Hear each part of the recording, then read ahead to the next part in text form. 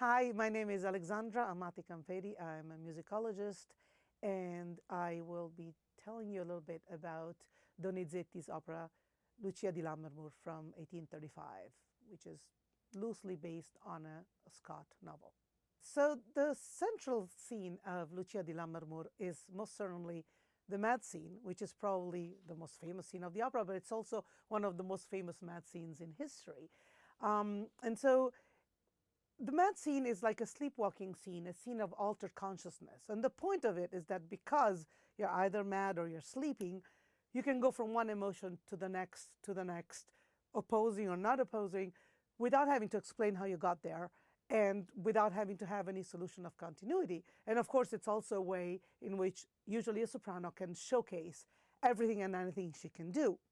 Until about 1820 or so, it was a feature of comic opera because, of course, either acting mad or being mad was a way to get into hilarious situations or to get out of sticky situations. Once we get to the 1820s, it becomes a feature of serious opera, especially with Donizetti. And the heroine, of course, of Lucia does go mad because she's forced by her brother Enrico to marry Arturo because of a family feud, instead of the person she has promised herself to, Edgardo. And so she goes mad. And on her wedding night, she kills Arturo in their wedding bed and then descends into the great hall, all bloodied, and proceeds to sing her mad scene. Part of the reason of the mad scene, of course, is to keep the fourth wall there, because since the character, we can believe that the character has gone mad, and so the character can be happy and then sad and then hysterical and then depressed and then blissful and everything in between without having to explain how he got there.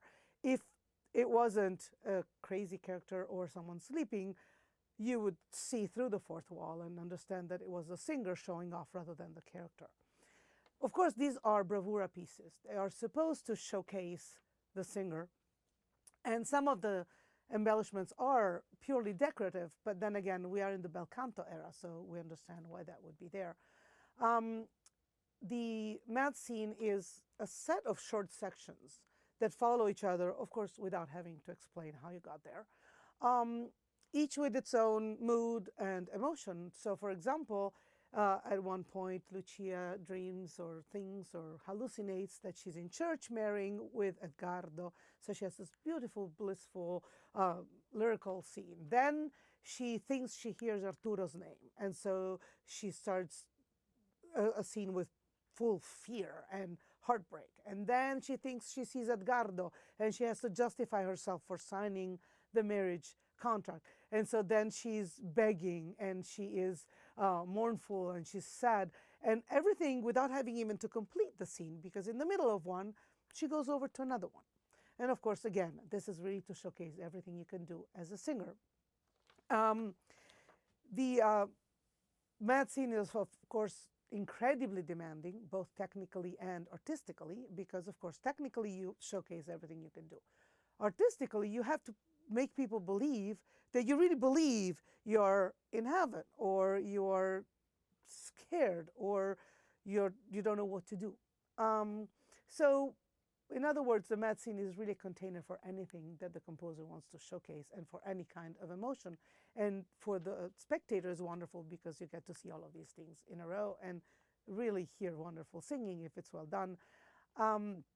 The reason it's usually done in a hall with a chorus or other spectators is also because, well, first of all, because there is a fourth wall, we have to imagine a scene, but also the chorus is providing the scale of normality against which we can measure the madness of the character. So again, it's really serious stuff. It's not comical like it was in Handel or Mozart. They all have mad scenes, or pretend mad scenes, for example, to get out of a sticky situation. In this case, it's really, really serious. She has gone insane, whether temporarily or for good, it's not said. And we have the chorus commenting so that we know that she really is mad. So it's a wonderful container for fantastic singing as well as for exploration of all sorts of emotions.